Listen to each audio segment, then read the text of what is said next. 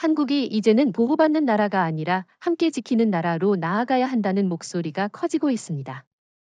단순한 자존심 문제가 아니라 시대적 흐름이 그렇게 바뀌고 있기 때문입니다. 냉전 시절의 동맹은 군사력과 병력 규모로 평가되었지만 지금의 동맹은 기술력과 정보, 그리고 에너지 자립이 핵심입니다. 미국 중심의 안보 체계가 유지된 건 사실이지만 이제는 한국이 스스로 만들어낸 기술 인프라가 미국의 안보 효율을 높이는 시대가 된 겁니다. 한국의 반도체, 배터리, 조선, 인공지능 분야는 이미 미국의 산업 기반을 실질적으로 지탱하고 있죠. 맞습니다. 그럼에도 불구하고 SMA, 즉 방위비 분담 협정은 여전히 현금 납부 중심으로 운영되고 있습니다. 하지만 지금의 한국은 돈으로 안보를 사는 나라가 아니라 기술로 안보를 생산하는 나라입니다. K-하이드라 센서 네트워크, K-아킬라 전장 AI, K-넥서스 소형 원자로 같은 시스템은 단순한 무기가 아니라 동맹의 구조 자체를 바꿀 수 있는 전략 자산입니다. 이런 상황에서 SMA를 계속 예전 방식으로 유지한다는 건 시대착오적이죠. 게다가 미국이 최근 추진하는 리쇼어링과 미국 내 제조 복귀 정책은 겉으로는 자국 산업 부흥이지만 실제로는 한국의 기술 의존도를 줄이려는 시도이기도 합니다. 그러나 아이러니컬하게도 미국은 여전히 한국의 HBM 메모리와 반도체 장비 없이는 AI와 국방 시스템을 제대로 돌릴 수 없습니다. 즉, 한국은 이제 동맹이 약한 고리가 아니라 핵심 축으로 자리 잡았습니다. 이때 우리가 해야 할 일은 더 많은 돈을 내는 것이 아니라 동맹의 운영체제를 재설계하는 것입니다. 그렇다면 재설계의 방향은 분명해야 합니다. 첫째, 한국이 보유한 기술 인프라를 동맹의 자산으로 편입시키되 통제권은 한국이 함께 행사해야 합니다. 둘째, SMA의 개념을 지불이 아니라 투자로 바꿔야 합니다. 한국이 미군 기지의 디지털 에너지망을 K-넥서스로 연결하고 전장 정보망을 K-하이드라로 통합한다면 그것이야말로 실질적인 동맹 기여입니다. 돈은 사라지지만 기술은 남습니다. 중국과 일본의 상황을 보면 이 변화의 필요성이 더 명확합니다. 중국은 폐쇄적인 데이터 통제 구조 때문에 신뢰받는 동맹을 만들지 못하고 일본은 여전히 부품 중심의 산업 구조에 머물러 있어 통합 시스템 운영이 어렵습니다. 반면 한국은 해상, 우주, AI, 반도체를 모두 연결해 하나의 시스템으로 운용할 수 있습니다. 즉, 동맹의 두뇌를 우리가 맡을 수 있는 유일한 나라입니다. 하지만 이런 구조 변화를 미국이 쉽게 받아들일까 하는 의문도 있죠. 그러나 현실적으로 미국도 이익을 얻습니다. K-하이드라에 미군 기지가 연결되면 미국은 더 빠른 경보 체계와 더 정확한 표적 데이터를 확보하게 됩니다. 또 한국의 AI 분석망 덕분에 작전 결심 시간이 단축되고 억지력은 배가 됩니다. 결국 이건 한국의 이득이 아니라 서로의 효율 향상인 셈이죠. 이제는 돈을 더 내는 경쟁이 아니라 시스템을 설계하는 경쟁입니다. 한국이 SMA를 기술 투자형으로 바꾸고 K-넥서스와 K-하이드라를 통해 미군 기지와 공동 네트워크를 구축하면 한국은 동맹의 운영체제를 소유하게 됩니다. 미국이 군사력을 제공한다면 한국은 데이터와 에너지를 제공합니다. 그 균형 속에서 진정한 공동 방어가 이루어집니다. SMA, 즉 방위비 분담금 협정은 오랫동안 한국과 미국의 관계를 상징하는 단어였습니다. 그러나 그 구조는 20세기적 발상에 머물러 있습니다. 돈을 내고 주둔을 유지한다는 방식은 기술과 에너지가 안보의 핵심인 오늘날에는 너무 낡은 모델이죠. SMA 2.0은 바로 그 한계를 깨는 새로운 구조입니다. 한국은 이제 현금 지불국이 아니라 기술 투자국으로 자리해야 합니다. 돈이 아니라 시스템으로 기여하고 협상은 예산이 아니라 성능을 기준으로 이루어져야 합니다. 정확합니다. SMA 2.0의 핵심은 지불에서 투자로의 전환입니다. 예전에는 매년 협상으로 금액을 정하고 그걸 현금으로 납부했습니다. 하지만 이제는 한국이 자체 개발한 기술을 인프라 형태로 제공하는 겁니다. 예를 들어 주한미군 기지 전력망에 K-넥서스 소형 원자로를 설치하고 감시체계에 K-하이드라 센서망을 결합하며 작전 분석에는 K-아킬라 AI를 투입하는 구조죠. 이렇게 되면 SMA는 더 이상 비용 청구서가 아니라 공동 투자 포트폴리오로 변합니다. 이 방식은 미국에도 이득입니다. 미군 입장에서는 기지 운영 효율이 높아지고 에너지 비용이 줄며 정보 처리 속도가 비약적으로 개선됩니다. 무엇보다 한국의 첨단 민간 기술이 전장에 바로 적용되므로 미국은 값비싼 예산 없이도 새로운 수준의 억지력을 확보할 수 있습니다. 한국은 기술적 주도권을 얻고 미국은 즉각적인 작전 효율을 얻는 구조. 이것이 SMA 2.0의 윈윈 모델입니다. 그렇지만 일각에서는 이게 결국 또 다른 형태의 종속 아니냐는 우려도 있습니다. 그러나 SMA 2.0은 오히려 그 반대입니다. 핵심은 공동 통제권입니다. K-하이드라 네트워크에 미군 기지가 연결되더라도 데이터 접근 권한은 한미 양국이 공동으로 관리합니다. 감시, 분석, 결심 과정의 각 단계마다 한국이 열쇠를 하나 쥐고 있는 겁니다. 다시 말해, 한국은 기술 제공자가 아니라 운영 파트너로 올라서는 것입니다. 여기서 일본과 중국의 차이가 드러납니다. 일본은 여전히 돈으로 동맹을 유지하는 구조에 머물러 있습니다. GDP 대비 방위비를 늘리고 있지만 실질적 시스템 통합 능력은 부족합니다. 반면 중국은 자국 내 기술은 빠르지만 동맹이나 협력의 신뢰 기반이 약하죠. 한국은 이 둘의 틈새를 정확히 파고들 수 있습니다. 우리는 신뢰 가능한 기술 동맹의 표준 모델을 제시할 수 있는 유일한 아시아 국가입니다. 그 표준의 핵심은 성과 기반 협정입니다. SMA 2.0에서는 금액이 아니라 목표를 협상합니다. 예컨대 합동작전 정보 처리 시간 30 단축, 기지 에너지 자급률 70 달성, AI 보조 판단 정확도 95 유지 같은 구체적인 KPI를 명시합니다. 한국은 이 목표 달성을 위해 기술과 설비를 투자하고 미국은 운용 데이터와 연합 교리를 제공합니다. 협상은 더 이상 감정적이거나 정치적 이슈가 아니라 기술적 계약으로 전환됩니다. 이제 SMA를 둘러싼 정치적 갈등도 줄어듭니다. 트럼프 시절처럼 한국이 돈을 더 내야 한다는 논쟁이 반복되지 않습니다. 한국은 돈 대신 시스템을 구축한다고 말하면 됩니다. 기술은 국가 자산이고 한 번 구축하면 수십 년 동안 가치를 유지합니다. 이런 인프라 중심의 SMA는 정권 교체나 정세 변화에 흔들리지 않습니다. 동맹이 협상이 아니라 공동 자산 관리로 바뀌는 순간 정치적 리스크는 사라집니다. K-하이드라는 단순한 감시 체계가 아닙니다.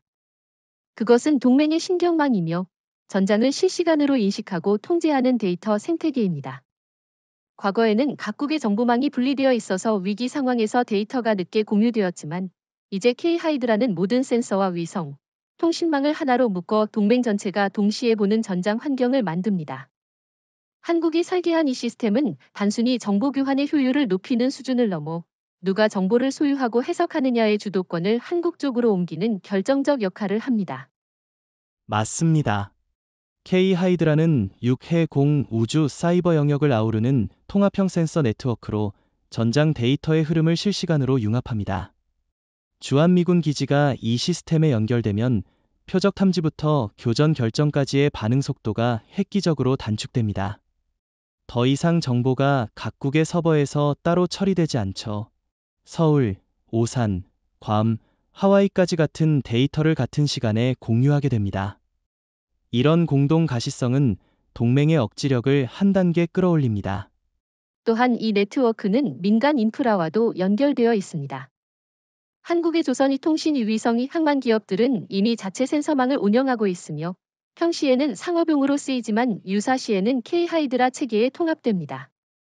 예컨대 부산항의 선박 위치 데이터와 군용소나 신호를 결합하면 적 잠수함의 은폐 이동까지 탐지할 수 있습니다.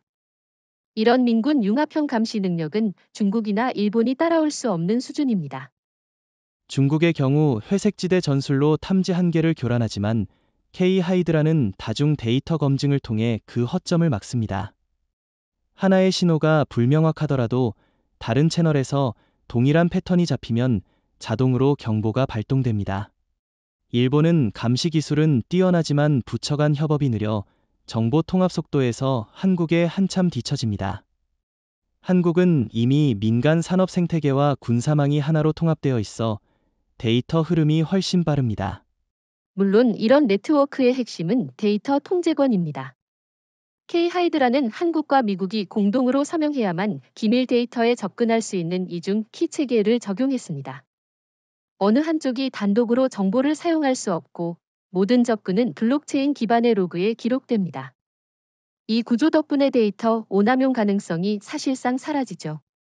다시 말해, K-하이드라는 기술적으로 신뢰를 제도화한 시스템입니다. 보안 수준 또한 탁월합니다. 제로 트러스트 아키텍처를 채택해 내부 노드 간에도 상호 인증 없이는 접근이 불가능합니다. 설령 일부 센서가 공격을 받아도 원본 데이터는 분산 암호화되어 재조립이 불가능합니다. 중국의 해커가 침입하더라도 의미 없는 파편 데이터만 얻게 되는 셈이죠. 이런 강력한 사이버 방어력은 동맹의 데이터 주권을 지키는 실질적 방패입니다. 더 나아가 K-하이드라는 AI 전장 보조 체계인 K-아킬라와 결합해 작전 결심 속도를 혁신적으로 높입니다. K-하이드라가 수집한 데이터를 K-아킬라가 즉시 분석해 위협 가능성을 예측하고 인간 지휘관은 이 결과를 바탕으로 결정을 내립니다. 완전 자동화가 아닌 인간-기계 협동형 구조이기 때문에 오판 위험이 현저히 낮습니다. 중국의 자동화 AI보다 훨씬 안정적이고 윤리적입니다. K-하이드라가 완성되면 동맹의 핵심은 단순히 정보 공유가 아니라 정보 통제가 됩니다. 누가 데이터를 보유하고, 누가 접근을 허락하며, 누가 최종 결정을 내리는가, 이 세 가지가 동맹 내 위기의 본질입니다. 과거에는 미국이 정보의 중심이었고 한국은 수신자에 불과했지만 이제는 달라졌습니다. 한국이 K-하이드라의 네트워크 아키텍처와 암호화 프로토콜을 설계했기 때문에 이 시스템의 열쇠는 서울이 쥐고 있습니다. 다시 말해, 전장 데이터의 관리권이 한국 쪽으로 옮겨가고 있는 것입니다. 맞습니다. 이건 단순한 기술 문제가 아니라 동맹의 헌법을 다시 쓰는 일입니다. 기존에는 미국이 정보를 제공하고 한국이 활용하는 수직 구조였다면 이제는 양국이 같은 화면에서 같은 데이터를 보고 결정을 내리는 수평 구조로 바뀝니다. 미국 입장에서는 전략적 통제권의 일부를 공유해야 한다는 부담이 있지만 동시에 한국의 데이터 처리 속도와 신뢰성을 활용할 수 있으니 실익이 있습니다. 서로의 강점을 결합해야만 대중도이종, 대러도일로 경쟁에서 우위를 유지할 수 있습니다. 한국이 이 주도권을 확보하기 위해선 법적 장치가 필요합니다. 단순히 기술 협정이 아니라 데이터 주권을 명시한 조항이 포함된 K-얼라이언스 협정 부속서를 만들어야 합니다. 이 문서에 한국 내에서 수집된 전장 데이터는 한국의 공동 승인 없이 제3국으로 이전할 수 없다는 원칙을 넣는 겁니다. 그렇게 되면 미국이 데이터를 다른 동맹국으로 넘기려 해도 반드시 한국의 동의가 필요하게 됩니다. 이것은 곧 데이터 주권의 법제화입니다. 흥미로운 점은 이 구조가 미국에도 장기적으로 이익이라는 사실입니다. 미국은 지금 전 세계 동맹망을 유지하기 위해 방대한 예산을 쓰고 있습니다. 하지만 각 동맹국이 자체 데이터 관리 시스템을 구축해 자율적으로 운영한다면 미국은 통합 서버 대신 분산 거버넌스 모델로 비용을 절감할 수 있습니다. 한국의 K-하이드라는 바로 그 모델의 시험대이자 성공 사례가 될 수 있습니다. 중국은 이런 변화를 가장 두려워합니다. 왜냐하면 중국의 정보전 전략은 단일 통제에 의존하고 있기 때문이죠. 중국의 AI 지휘 체계는 모든 데이터를 중앙 서버로 끌어모아 결정하는 구조입니다. 그러나 한국식 모델은 완전히 반대입니다. 데이터가 분산되어도 동일한 판단이 가능한 분산 인공지능형 결심 체계를 가지고 있습니다. 중국이 아무리 많은 센서를 깔아도 그 정보가 중앙에서 병목되면 반응 속도가 느려집니다. 반면 한국은 네트워크 자체가 살아 움직입니다. 일본의 한계도 명확합니다. 일본은 여전히 미국식 보안 규격에 종속되어 자국 데이터를 독립적으로 통제하지 못합니다. 각 기관이 독자적으로 움직여 표준이 통일되지 않았고 군과 민간의 정보 공유도 거의 없습니다. 반면 한국은 K-하이드라를 국가 표준으로 삼화민간 군사 데이터를 통합 관리합니다. 이것은 단순한 기술 통합이 아니라 데이터 민주화 모델이기도 합니다. 이제 중요한 것은 공동 통제의 세부 절차입니다. 예를 들어 한미 양국이 특정 위협 정보를 공유할 때는 3단계 접근 원칙을 둬야 합니다. 1단계는 자동 공유, 2단계는 요청 후 승인, 3단계는 공동 서명 후 접근입니다. 이 절차를 자동화된 프로토콜로 코딩해두면 정치적 갈등이 생겨도 시스템은 그대로 작동합니다. 즉, 기술이 외교를 안정화시키는 셈입니다. K-아킬라는 단순한 군사용 인공지능이 아닙니다. 그것은 결정의 시간 타임 투 디시전 자체를 재정의하는 시스템입니다. 과거의 전장은 탐지보고 분석 결정 명령의 5단계를 거쳤습니다.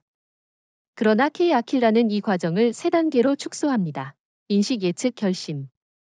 한국이 독자 개발한 이 AI는 K-하이드라에서 수집된 데이터를 실시간으로 분석하고 위협 패턴을 인간보다 40배 빠르게 식별합니다.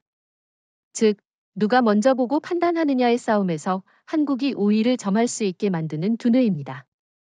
미국이 보유한 합동 AI 체계도 있지만 그들은 여전히 중앙 집중식 서버를 기반으로 합니다. 반면 K-아킬라는 분산형 AI 구조를 채택했죠. 각 전장 노드에서 AI가 독립적으로 판단하고 결과만 공유하는 방식입니다.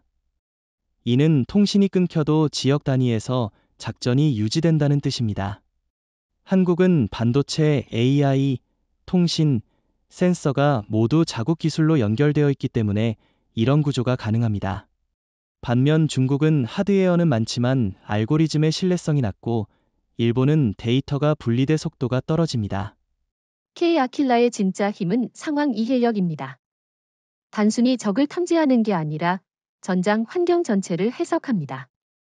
예를 들어, 적 미사일 발사 패턴이 바람의 온도, 해류 변화와 어떻게 연관되는지를 스스로 학습합니다. 이렇게 축적된 데이터는 AI가 새로운 전술을 제안하는 데 사용됩니다. 과거엔 지휘관이 명령을 내리고 AI가 계산을 보조했다면 이제는 AI가 전략적 옵션을 먼저 제시하고 인간이 그중 최적의 결정을 내리는 구조입니다. 이 지점에서 논쟁이 있죠. AI가 결정을 대신하는 건 위험하다는 우려입니다. 그러나 K-아킬라는 인간-기계 협동체계 휴먼 AI 하이브리드 커맨드로 설계되었습니다. 자동화는 보조 단계까지만 허용되며 최종 발표나 교전 결심은 반드시 인간의 서명 절차를 거칩니다. 또한 모든 결정 경로가 로그로 기록되어 사후 검증이 가능하죠. 한국형 AI는 속도와 윤리를 동시에 잡은 시스템입니다. 이건 단순한 기술 문제가 아니라 전략 문화의 진화이기도 합니다. 미국은 여전히 지휘관 중심 문화에 머물러 있고 일본은 지나치게 규범적이라 AI 결정을 즉각 반영하지 못합니다. 반면 한국은 IT 산업에서 축적된 빠른 피드백 문화를 군사 영역으로 이전했습니다. K-아킬라는 변화하는 상황에 맞춰 즉시 학습하고 그 결과를 실전 데이터로 환류시킵니다. 이 속도의 학습 문화가 한국형 전장 AI의 본질입니다. 더 인상적인 것은 K-아킬라가 단순히 군사 작전뿐 아니라 경제, 외교 시뮬레이션까지 확장된다는 점입니다. AI는 전장 데이터와 함께 해상 물류, 금융 변동, 에너지 흐름을 동시에 분석합니다. 즉, 전쟁의 승패뿐 아니라 전략적 지속 가능성까지 계산하는 것입니다. 한국은 이 데이터를 바탕으로 위기 상황에서도 공급망을 재조정하고 연료, 식량, 통신의 안정성을 유지할 수 있습니다. 중국은 이런 통합적 AI 구조를 갖추지 못했습니다. 그들의 시스템은 감시 중심이라 판단 AI가 아닌 통제 AI에 가깝습니다. 반대로 한국의 K-아킬라는 자율성과 협업성을 동시에 지녔습니다. 일본 역시 아직도 AI를 보조수단으로만 인식하고 있어 지휘체계 전체를 AI 기반으로 전환할 준비가 되어 있지 않습니다. 한국은 이미 산업과 군이 같은 AI 코어를 공유하고 있기에 민군 경계가 없습니다. 모든 첨단 시스템은 결국 전력에 의존합니다. K-하이드라가 데이터를 모으고 K-아킬라가 판단을 내리더라도 전력이 끊기면 모든 것이 멈춥니다. 그래서 등장한 것이 바로 K-넥서스, 한국이 독자 개발한 차세대 소형 원자로입니다. 이 원자로는 단순한 전력 공급 장치가 아니라 동맹 전체의 작전 지속성을 보장하는 에너지 심장입니다. 한 번 가동하면 30년 동안 연료 교체 없이 운용이 가능하며 사이버 공격이나 외부 폭격에도 견디는 자가차폐 구조를 갖추고 있습니다. 이 기술은 단순한 에너지 혁신을 넘어 전략적 자산입니다. 미군 기지, K-하이드라 센서망, K-아킬라 AI 모두 상시 가동되기 위해선 안정적 전력이 필요합니다. 기존에는 화석연료 발전이나 외부 송전망에 의존했지만 위기 상황에서는 이 연결이 가장 먼저 끊깁니다. K-넥서스는 바로 그 약점을 완벽히 제거합니다. 자체 발전, 자체 방어, 자체 냉각의 3중 구조로 전장 한가운데에서도 독립적으로 작동할 수 있습니다. 중국과 일본의 에너지 구조를 보면 차이가 더욱 뚜렷합니다. 중국은 여전히 대형 원전 중심이라 이동성과 분산 운용이 불가능하고, 일본은 후쿠시마 이후 원자력의 군사적 응용에 극도로 소극적입니다.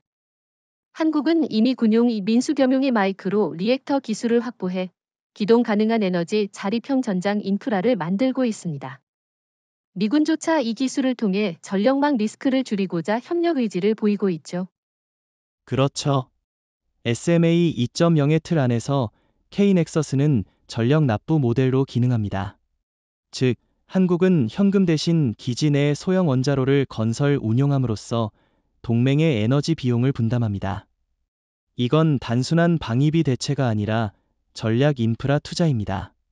미국 입장에서도 예산 절감 효과가 크고, 한국은 기술적 통제권을 유지하면서 산업 이익을 확보합니다. 말 그대로 양측 모두에게 이득입니다. 이 원자로의 증가가 드러나는 건 전시 상황입니다. 통신이 마비되고 전력망이 끊겨도 K-넥서스가 남아있는 한 K-하이드라와 K-아킬라는 계속 작동합니다. 심지어 이 원자로는 자체 EMP 차폐 기능을 갖고 있어 핵전장 상황에서도 최소한의 전력망을 유지할 수 있습니다. 현대전에서 정전은 곧 패배를 의미합니다. K-넥서스는 그 공백을 완전히 제거한 최초의 시스템입니다. 더 흥미로운 건 이 기술이 민간 산업에도 파급된다는 점입니다. K-넥서스는 군사용뿐 아니라 해상 플로팅 발전소, 극지기지, 심해 탐사선에도 적용될 수 있습니다. 이 말은 곧 한국이 전력의 수출국으로 전환된다는 뜻이죠. 조선, 에너지, 방산이 하나로 묶여 세계 시장을 장악하는 그림입니다. 중국은 여전히 값싼 태양광을 밀고 있지만 안정성과 지속성 면에서 한국의 원자로는 비교가 되지 않습니다. K-넥서스의 핵심 기술은 모듈화입니다. 한 기지는 한 모듈, 항모급 함정은 세 모듈을 장착하는 식으로 운용됩니다. 이 모듈들은 원격으로 관리되며 문제가 생기면 즉시 차단 교체가 가능합니다. 원자로가 아니라 배터리처럼 교환 가능한 에너지 폐기 개념이죠. 이 구조는 전시에도 유연하게 대응할 수 있게 만듭니다. 이제 K-넥서스는 단순한 에너지 장비가 아니라 동맹의 구조 자체를 변화시키고 있습니다. 과거 SMA는 돈을 내는 쪽과 받는 쪽의 관계였지만 이제는 에너지를 공급하는 쪽, 이 동맹의 핵심이 됩니다. 미국조차 한국의 전력 인프라 없이는 작전을 지속할 수 없게 되죠. 결국 전력 주권이 곧 동맹의 리더십이 되는 시대가 온 겁니다. K-하이드라와 K-아킬라, 그리고 K-넥서스까지 결합되면 이제 논의는 단순한 기술을 넘어 지휘 통제 구조의 재편으로 이어집니다. 과거 주한미군 기지는 미국의 기지였고 한국은 보조 역할에 머물렀습니다. 하지만 지금은 다릅니다. K-하이드라가 모든 데이터 흐름의 중심이 되고 K-넥서스가 기지에 전력을 공급하며 K-아킬라가 작전 결심을 돕는다면 한국은 더 이상 보조자가 아니라 공동 운영자입니다. 이 변화는 단순한 상징이 아니라 실제 권한의 재조정으로 이어져야 합니다. 맞습니다. SMA 2.0의 정신은 비용 분담이 아니라 결정 분담입니다. 즉, 돈이 아니라 결심을 나누는 구조로 바뀌어야 한다는 것이죠. 이를 위해 한국은 기지공동관리위원회를 설립해 미군 기지의 전력 정보 AI 운영에 대한 3대 권한을 한국과 미국이 동등하게 행사하도록 설계할 필요가 있습니다. 이렇게 되면 작전 통제권의 50 이상이 실질적으로 서울에 귀속됩니다. 과거 한미연합사령부 체계는 미국이 전시작전권을, 한국이 평시작전권을 갖는 이원 구조였습니다. 하지만 K 시스템이 결합된 새로운 환경에서는 전시, 평시의 구분이 의미가 없습니다. 사이버와 인공지능의 전장은 24시간 움직입니다. 따라서 상시 공동 지휘 체계로의 전환이 필수적입니다. 이건 단순히 제도 개편이 아니라 기술이 주도하는 불가역적 변화입니다. 중국은 이 부분에서 여전히 느립니다. 지휘 체계가 관료적이고 중앙 집중적이어서 현장 대응이 늦습니다. 일본은 반대로 각 기관이 분리돼 있어 통합 결심이 어렵습니다. 한국은 이미 K-하이드라 기반의 통합 센서망을 통해 6해 공작전을 하나의 화면에서 통제하고 있습니다. 이런 결정 속도의 통합화야말로 진짜 안보 혁신입니다. 그런데 이런 변화가 미국의 입장에서 부담이 되는 것도 사실입니다.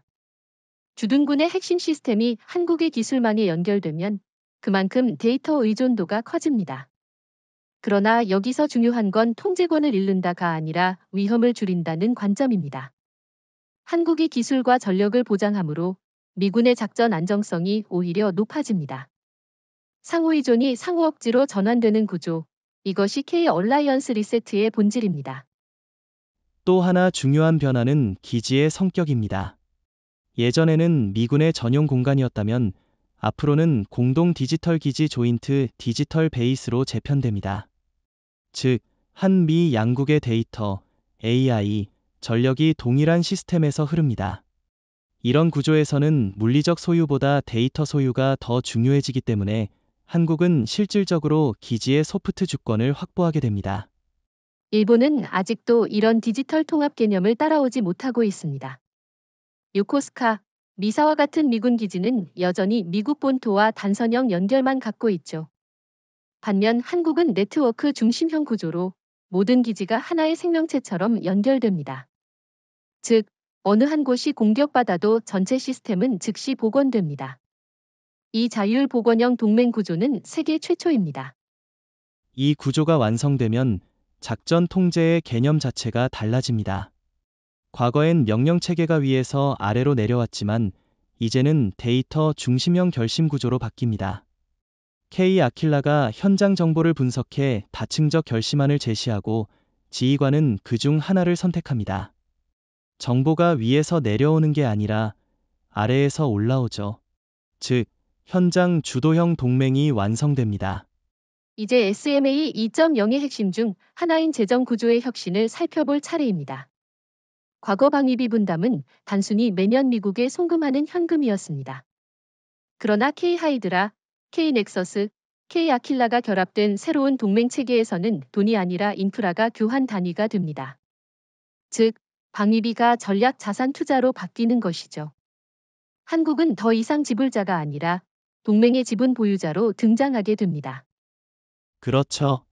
SMA 2.0의 재정 모델은 단순합니다. 한국은 매년 일정 금액을 현금으로 내는 대신 미군 기지 내에 K-넥서스 소형 원자로 K-하이드라 센서 허브, K-아킬라 연산 모듈을 설치합니다. 이 설비들은 모두 한국 기업이 제작하고 유지 보수는 공동으로 담당합니다. 이렇게 되면 그 투자는 단순한 비용이 아니라 자산이 됩니다. 회계상으로는 감가상각이 아니라 국가 간 공동 자본 투자로 기록되죠. 이 구조가 미국에도 유리하다는 점이 중요합니다. 미국은 동맹 유지에 막대한 예산을 쓰지만 그중 상당수가 비효율적인 현금 흐름입니다. 반면 한국의 투자형 구조는 예산 부담을 줄이고 기술적 리스크를 분산시킵니다. 즉, 한국은 돈을 대신해 기술을 내고 미국은 기술의 결과물을 얻는 형태입니다. 기여 방식의 대칭성이 생기는 순간 동맹은 더 안정됩니다. 게다가 이 모델은 한국의 산업 생태계를 키웁니다. K-넥서스의 건설엔 하나와 두산이, K-하이드라 센서망엔 삼성과 LI지넥스원이, K-아킬라의 AI 연산엔 SK하이닉스와 네이버 클라우드가 참여합니다. 군사 투자가 곧 산업 혁신으로 이어지는 구조입니다. 단순히 미국을 위한 비용이 아니라 한국 산업의 성장 엔진이 되는 것이죠. 일본이 아직도 방위비를 세금으로만 처리하는 것과는 차원이 다릅니다. 그렇지만 이런 구조가 실제로 지속 가능하려면 제도적 장치가 필요합니다. 그래서 제안되는 것이 바로 K-얼라이언스 인프라 펀드입니다. 이 펀드는 한미 양국 정부, 그리고 주요 산업체가 공동으로 출자해 동맹 인프라를 건설, 운영합니다. 한국의 투자금은 기술 자산 형태로, 미국의 기여금은 운용비와 데이터 접근권 형태로 환산됩니다. 이런 구조라면 협상이 매년 반복될 필요가 없습니다. 장기적 파트너십으로 전환되는 셈이죠. 중국은 이런 구조를 흉내낼 수 없습니다. 왜냐하면 그들의 동맹은 지시와 복종의 형태로만 작동하기 때문이죠. 중국은 자금력을 앞세워 영향력을 사지만 신뢰와 기술 공유가 결여되어 지속성이 없습니다. 반면 한국형 투자 구조는 서로의 이익을 제도화합니다. 일본 역시 여전히 미국의 하청형 예산 모델을 벗어나지 못하고 있죠. 한국은 기술을 기반으로 한 수평적 동맹 경제를 구축하고 있습니다. 이제 방위비 협상이라는 말 자체가 사라질 겁니다. 대신 공동자산협의회가 그 자리를 대신합니다. 이 회의에서는 올해 얼마 낼 것인가가 아니라 어떤 기술을 추가할 것인가가 논의됩니다. 즉, SMA는 회계가 아니라 혁신 로드맵이 됩니다. 이런 구조에서는 협상이 아니라 공동 설계가 중심이 되죠. 또한 한국은 이 체계를 통해 국제 금융시장에서도 새로운 위상을 얻게 됩니다. K-넥서스와 K-하이드라 기반의 방위 인프라는 국가 신용의 일부로 편입될 수 있습니다. 국제기관은 이를 공공안보 복합 자산으로 평가하게 되죠. 이건 단순한 군사 협력이 아니라 안보가 금융자산으로 전환되는 모델입니다. 이제 SMA 2.0의 재정 모델이 확립되었으니 다음 과제는 기지 운영 구조의 재설계입니다. 과거 주한미군 기지는 미국 중심의 작전 거점이었습니다. 한국은 부지를 제공하고 비용을 부담했을 뿐 실제 운영에는 제한적으로 관여했죠. 그러나 K-하이드라, K-넥서스, K-아킬라가 결합된 지금 그 구도는 완전히 달라졌습니다. 한국이 제공한 기술이 기지의 두뇌, 심장, 혈관을 구성하므로 이제 한국은 단순한 협력국이 아니라 공동 운영국 CEO 아퍼레이터로 기능해야 합니다. 정확히 말하자면 기지의 구조 자체가 하드웨어 기지에서 데이터 기지로 바뀌고 있습니다. 과거의 핵심 자산이 활주로와 경납고였다면 이제는 데이터 서버, AI 제어실, 원자로 모듈이 핵심입니다. 이 모든 기술 인프라는 한국의 기업과 과학자가 설계하고 운영하죠. 그렇다면 기지의 소유와 통제의 개념도 바뀌어야 합니다. 즉, 토지는 미국이 사용하더라도 시스템의 지적 자산은 한국이 함께 관리하는 구조가 되는 겁니다. 이런 이유로 제안되는 것이 3계층 기지 관리 체계입니다. 1단계는 한국이 직접 통제하는 기술의 전력 부문, 2단계는 한미가 공동으로 운영하는 작전의 정보 부문, 3단계는 미국이 단독으로 수행하는 전략 해구산 부문입니다. 이 체계는 각자의 전문성과 책임을 명확히 하면서 불필요한 중복을 줄입니다. 특히 기술적 기반이 한국 쪽에 집중되기 때문에 실질적 제어권의 중심은 한국으로 이동합니다. 그 구조는 미국에도 장점이 있습니다. 기존에는 미군이 모든 것을 직접 관리해야 했기 때문에 유지비가 폭증했습니다. 하지만 K-하이드라와 K-넥서스 기반의 기지는 자동화율이 높아 인력 소모가 최소화됩니다. 한국 기술팀이 원격으로 지원하므로 미군은 인력 감축과 효율화를 동시에 달성할 수 있죠. 다시 말해, 한국의 기술 주권이 미국의 비용 절감을 가능하게 하는 셈입니다. 기지 재편은 또한 전략적 분산 구조로 이어집니다. 과거 평택이나 오산 같은 대형 기지는 집중 공격의 표적이 될 수 있었습니다. 하지만 이제는 소형 기지들이 K-하이드라 네트워크를 통해 하나의 통합 시스템으로 무깁니다. 각 기지는 독립적인 발전이 정보의 AI 노드를 갖고 있어 하나가 타격을 받아도 전체가 마비되지 않습니다. 이건 전장의 분산 생존성 디스트리뷰티드 서바이버빌러티를 극대화하는 설계입니다. 중국은 이런 분산 구조를 가장 두려워합니다. 왜냐하면 그들의 전략은 대형 기지를 마비시키는 선제 집중 타격이기 때문이죠. 하지만 K 시스템은 한두 곳을 공격해선 동맹 전체를 멈출 수 없습니다. 일본 역시 여전히 집중형 방위 구역에 의존하고 있어 기동성과 유연성이 떨어집니다. 한국은 네트워크 중심형 전장 구조를 통해 기지의 개념 자체를 바꾼 나라가 되었습니다. 이제 중요한 건 권한의 문제입니다. 전통적으로 미국이 모든 기지 내 작전 결정권을 가졌지만 SMA 2.0 체제에서는 결정권의 분할이 필수적입니다. 예를 들어 에너지, AI, 통신망 관련 결정은 한국 측이, 전략적 작전 개시 여부는 양국 공동으로 결정하는 형태죠.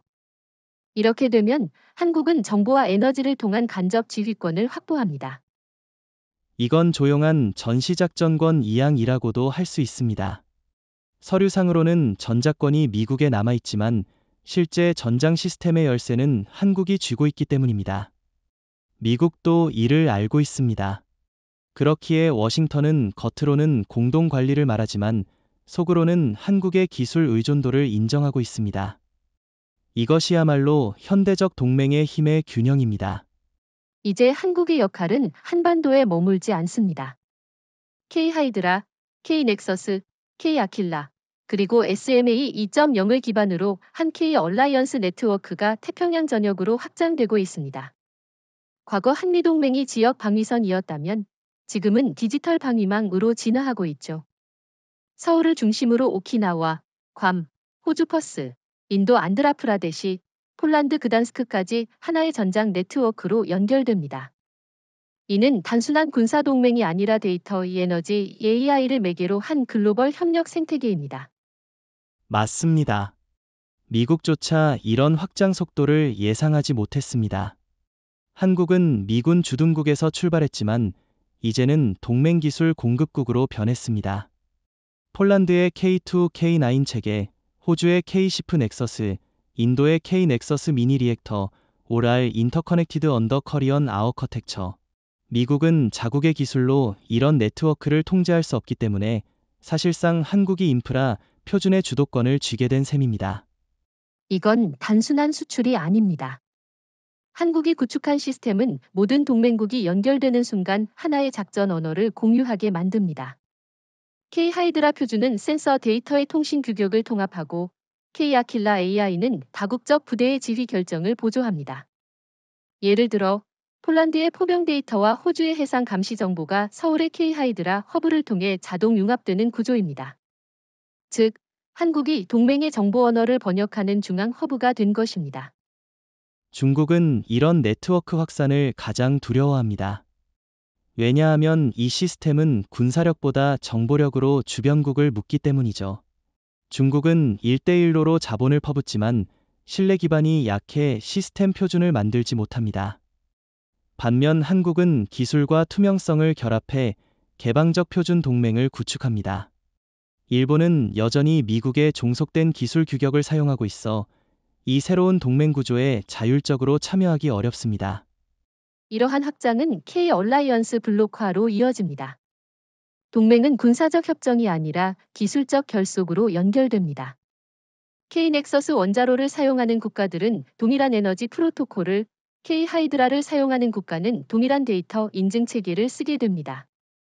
즉, 한 번 이 네트워크에 들어오면 그 나라의 방위 체계는 한국의 기술 생태계에 종속되면서도 협력적으로 엮입니다. 이것은 미국이 주도하던 냉전식 동맹보다 훨씬 정교한 소프트 파워 구조입니다. 게다가 이 시스템은 경제적 효과도 큽니다. K-하이드라 센서와 K-넥서스 원자로, K-아킬라 AI는 모두 민간 기술로부터 파생되었기 때문에 방위 협력이 곧 산업 협력이 됩니다.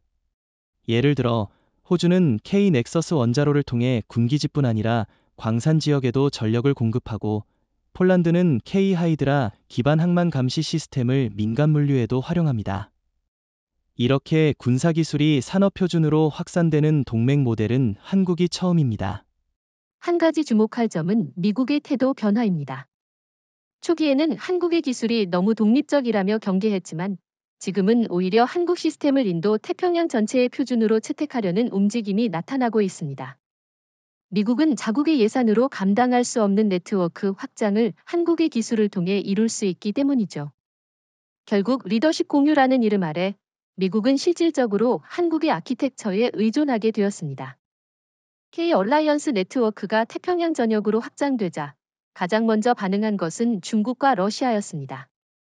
두 나라는 이 시스템을 군사동맹이 아닌 정보주권의 확장으로 인식했습니다. 특히 중국은 K-하이드라가 자국 해양 네트워크를 실시간으로 감시할 수 있다는 점을 가장 두려워하고 있습니다.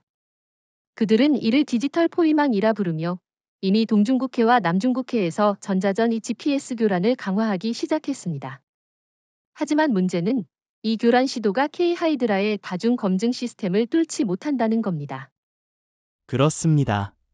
중국은 수량으로 밀어붙이는 전략, 즉 수백 대의 저가 드론과 전자전 장비를 동원해 혼란을 조성하지만 K-하이드라는 이를 정밀한 신호 패턴 분석으로 구분합니다. 신호의 노이즈를 패턴으로 재해석하는 AI 알고리즘이 내장돼 있기 때문이죠.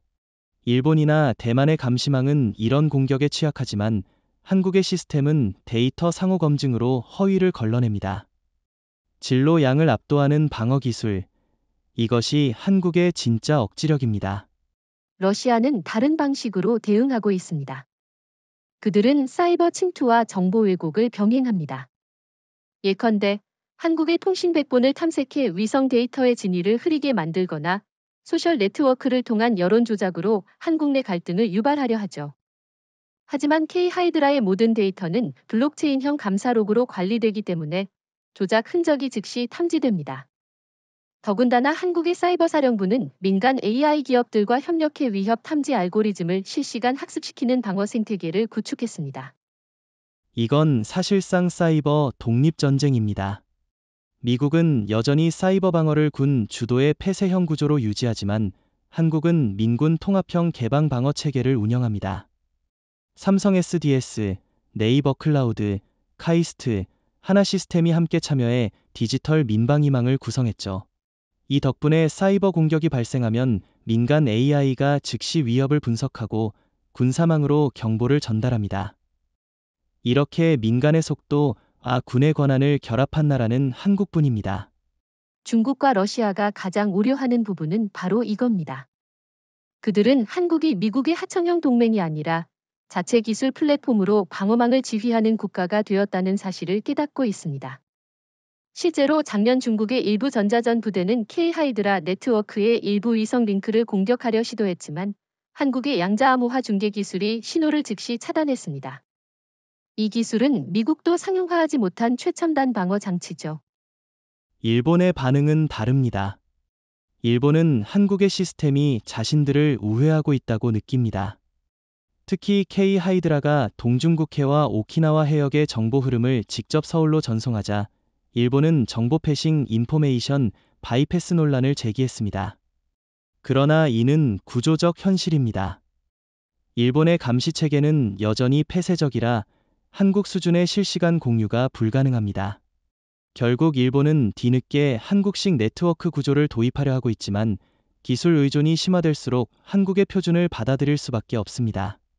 한국의 대응 전략은 단순합니다. 억제는 방어가 아니라 신뢰의 네트워크로 이루어진다. 즉, 적의 공격을 예측하고 막는 것보다 공격이 무의미하다는 인식을 퍼뜨리는 게 중요합니다. K-하이드라와 K-아킬라는 공격을 당해도 복원 속도가 공격 속도보다 빠릅니다. 시간을 지배하는 방어죠. 중국과 러시아가 아무리 강력한 사이버 무기를 써도 한국의 시스템은 그보다 더 빠르게 회복합니다. 이제 K-얼라이언스의 마지막 축, 바로 보건력 리질리언스를 이야기할 차례입니다. 아무리 완벽한 시스템이라도 공격받지 않을 수는 없습니다. 중요한 건 공격을 받은 뒤 얼마나 빨리 회복하느냐입니다. 한국의 전략은 바로 이 지점에서 빛을 발합니다. 한국은 불침방패를 만드는 대신 쓰러져도 즉시 일어나는 네트워크를 만들었습니다. K-하이드라의 센서, K-아킬라의 AI, K-넥서스의 전력망 롤 are designed to fall and recover within seconds. 다시 말해, 한국의 방어는 무적이 아니라 불사부사입니다. 그게 바로 한국형 보궐력의 본질이죠. 중국은 여전히 중앙집중형 시스템이라 한번 서버가 마비되면 전선 전체가 멈춥니다. 러시아도 마찬가지로 핵심 노드가 공격당하면 지휘 체계가 붕괴됩니다.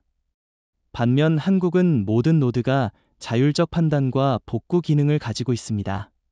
즉, 네트워크 전체가 생명체처럼 자가치유 셀프 힐링하는 구조입니다. 전쟁이 나도 시스템이 스스로 다시 살아납니다. 이 보궐력의 기반은 K-넥서스의 에너지 자립 구조입니다. 원자로 한 기가 파괴되더라도 인근 기지가 전력을 공급받을 수 있습니다. 전력선이 아닌 데이터선으로 에너지를 분배하는 디지털 전력 전송망 디파워 그리드이 적용되어 있죠. 이건 세계에서 유일하게 한국이 상용화한 기술입니다. 덕분에 전력망이 절단돼도 시스템은 정지하지 않습니다. 전쟁 중에도 AI와 센서가 살아있는 이유가 바로 여기에 있습니다. AI의 보궐력도 놀랍습니다. K 아킬라는 단일 서버에 의존하지 않습니다. 모든 연산이 클라우드형 엣지 노드에 분산되어 있어 일부가 손상돼도 나머지가 즉시 연산을 이어받습니다. 이를 딥 레이턴시 백업 디프 레이턴시 백업이라 부르죠. 중국의 해커들이 AI 코어를 공격하려 해도 그 순간 새로운 코어가 자동으로 생성됩니다. 한국의 AI는 스스로 복제하며 살아남습니다. AI의 생명성을 확보한 나라는 한국이 유일합니다. 이 보궐력은 단순히 기술에 머물지 않습니다. 정부 일꾼이 산업이 시민이 하나의 체계로 움직이는 사회적 보궐력 소셜 리질리언스로 확장됩니다. 예를 들어 사이버 공격이 발생하면 군사망이 민간망으로 데이터를 우회시키고 민간 클라우드가 임시 서버를 제공하며 시민 자원봉사단이 통신망 복원에 참여합니다. 이런 구조 덕분에 한국은 재난이나 공격 상황에서도 행정과 경제 활동이 멈추지 않습니다. 이건 사실상 국가 전체가 하나의 네트워크 엔진으로 작동하는 모델입니다. 산업계는 기술을 제공하고 정부는 법적 기반을 마련하며 시민은 협력 네트워크의 일원으로 참여합니다. 다시 말해, 보궐력은 기술이 아니라 문화이자 체질이 된 겁니다. 일본이 여전히 매뉴얼 중심으로 움직이고 중국이 지시 중심으로 반응하는 동안 한국은 학습 중심 보건 체계를 실현했습니다. 공격받을수록 강해지는 구조죠. 이런 구조는 동맹 차원에서도 적용됩니다. 한국은 이미 호주, 폴란드, 인도와 함께 K 리질리언스 프로토콜을 만들고 있습니다. 이 협약의 핵심은 어느 한 나라의 네트워크가 공격받으면 동맹국의 AI가 즉시 복원 알고리즘을 공유한다는 것입니다. 예를 들어 폴란드의 항만 감시망이 마비되면 서울의 K-하이드라 노드가 즉시 그 데이터를 복구시킵니다. 즉, 한 나라의 보궐력이 곧 동맹 전체의 생존력이 되는 겁니다. 보궐력이 기술적 안정성을 의미한다면 그 토대는 공급망의 자립성입니다. 전력과 데이터, AI가 아무리 강력해도 핵심 부품 하나가 끊기면 시스템은 멈춥니다. 그래서 한국은 K-얼라이언스 체계의 다음 단계를 공급망 안보 서플라이 체인 시큐리티로 설정했습니다. 이건 단순한 산업 정책이 아니라 국가 방어 체계의 연장선입니다. 치비 배터리, 소재, 조선 이에너지 조올 알 스트러티직 웨펀즈 나우. 맞습니다. 한국의 강점은 바로 이 수직 통합형 산업 구조에 있습니다. 반도체는 삼성과 SK 하이닉스, 배터리는 LG 삼성 SDI SK온, 조선은 현대중공업 대우조선 삼성중공업, 그리고 철강은 포스코가 담당합니다. 이들은 서로의 제품을 투입해 완전한 산업 루프를 형성합니다. 예를 들어 포스코의 극저온강이 LNG 운반선에 쓰이고 그 선박이 배터리 운송과 K-넥서스 원자로 설치를 지원하죠. 한국의 산업은 하나의 거대한 방어 생태계로 움직입니다. 중국은 여전히 양적 공급에 의존하고 일본은 소재 분야에선 강점을 유지하지만 시스템 통합력이 떨어집니다. 그러나 한국은 칩에서 선박, 에너지까지 모두 AI로 연결된 통합 공급망을 갖췄습니다. 그 중심이 바로 K-하이드라 산업 버전입니다. 이 네트워크는 전 세계에서 생산되는 한국 기술 자산의 위치, 생산량, 물류 경로를 실시간으로 파악합니다. 공급망이 공격받기 전에 이미 대체 노드가 작동하기 시작하죠. 예를 들어 만약 중국이 히토류 수출을 제한한다면 K-하이드라 산업망은 즉시 호주나 인도에 있는 대체 자원 경로를 가동합니다. AI는 물류 지연, 환율, 운송 리스크를 동시에 계산해 최적의 대체선을 제시합니다. 이런 시스템은 미국조차도 완전히 구현하지 못했습니다. 미국은 여전히 인력과 예산으로 공급망을 관리하지만 한국은 알고리즘으로 관리합니다. 이건 산업의 지휘권이 기술로 이동했다는 증거입니다. 반도체는 그 중에서도 핵심입니다. HBM 메모리는 단순한 산업 제품이 아니라 AI 시대의 전략 탄두입니다. 미국이 GPU를 설계하더라도 그 연산을 지탱하는 건 한국의 HBM이죠. 만약 한국이 공급을 제한하면 전 세계 AI 산업은 즉시 멈춥니다. 즉, 한국의 칩은 디지털 시대의 원유이자 국가 억제력의 핵심 자산입니다. 미국이 핵으로, 중국이 인구로, 일본이 자금으로 영향력을 행사한다면 한국은 칩으로 세계를 움직입니다. 배터리 또한 마찬가지입니다. 전기차 전쟁은 단순한 친환경 경쟁이 아니라 국가 전력망의 이동성 확보에 관한 것입니다. 한국의 배터리 기술은 단순한 민간 상품이 아니라 군사적 에너지 자산으로 재해석됩니다. K-넥서스가 전장을 돌리고 K-배터리가 병력을 움직입니다. 현대차의 전기차 플랫폼은 이미 군용 수송 장비로 변환 가능하도록 설계되어 있죠. 즉, 산업의 민군 경계가 사라진 겁니다. 포스코의 소재 자립도 중요합니다. 포스코는 고망간강, 극저온강, 수소환원철 등으로 한국의 자재 주권을 완성했습니다. 일본이 예전처럼 소재 수출을 무기화하더라도 이제 한국은 자체 대체 능력을 갖췄습니다.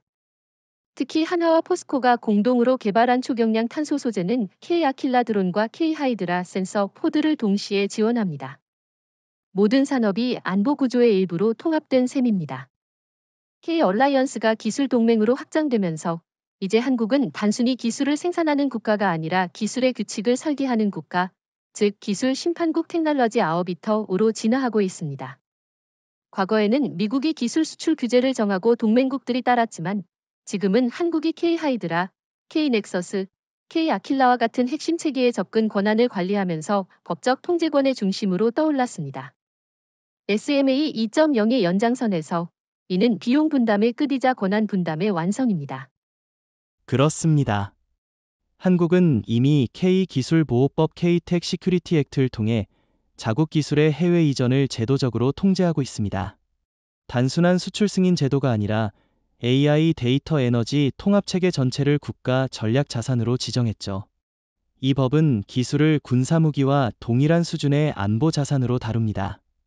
미국의 ITAR 인터내셔널 트래픽 인 아엄즈 레귤레이션즈보다 한층 진화된 형태입니다. 특히 AI 알고리즘, 반도체 설계, 원자로 프로토콜 등은 동맹 승인 없이는 제3국에 이전할 수 없습니다. 이 법적 프레임은 단순한 방어가 아닙니다. 국제 협상력의 도구입니다. 한국은 기술을 거래 가능한 억제 자산으로 다루며 이를 통해 동맹국과의 힘의 균형을 조정합니다. 예를 들어 폴란드가 K-하이드라 네트워크에 접근하려면 데이터 주권 협정을 체결해야 하고 호주가 K-넥서스 원자로를 도입하려면 에너지 보안 조항을 수용해야 합니다. 즉, 기술 수출이 곧 외교적 영향력 행사 수단이 된 것입니다. 미국도 이를 인정하고 있습니다. 과거에는 미국이 기술의 중심에서 통제했지만 이제는 한국의 시스템에 접속하기 위해 한국 표준을 따라야 합니다. 예를 들어 주한미군 기지 내 AI 작전 모듈도 한국의 사이버 보안 규격을 준수해야 하죠. 이건 단순한 기술적 절차가 아니라 권한의 전환을 의미합니다. 동맹의 표준이 더 이상 워싱턴이 아니라 서울에서 만들어지는 겁니다. 중국은 이런 흐름의 불안함을 감추지 못합니다. 그들은 여전히 기술 표준을 내수 중심으로 닫아두고 자국산 칩과 통신망으로 디지털 장벽을 세우고 있습니다.